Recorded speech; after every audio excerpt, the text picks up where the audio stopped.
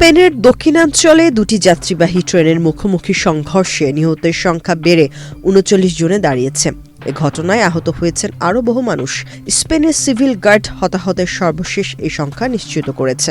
কর্তৃপক্ষ বলছে এটি গত এক দশকেরও বেশি সময়ের মধ্যে দেশটির সবচেয়ে ভয়াবহ রেল দুর্ঘটনা।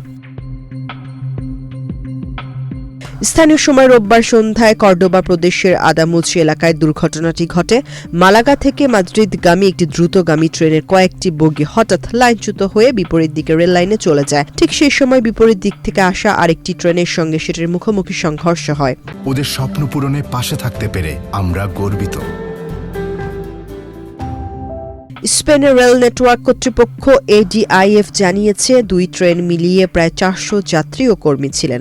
জরুরি সেবা বিভাগ ঘটনাস্থল ও আশপাশের হাসপাতালে মোট ১২২ জনকে চিকিৎসা দিয়েছে।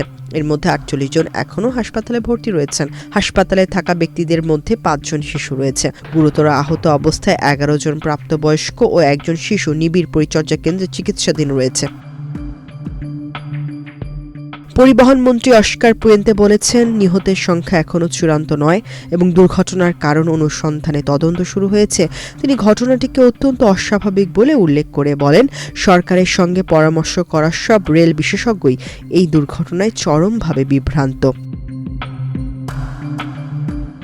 এডিআইএফ জানায় সন্ধ্যা ৭:৪৫ কর্ডোবার কাছে একটি সোজা রেলপথে দুর্ঘটনাটি ঘটে। সংঘর্ষের তীব্রতায় দ্বিতীয় ট্রেনটির কয়েকটি বগি পাশের একটি বাঁধের দিকে ছিটকে পড়ে।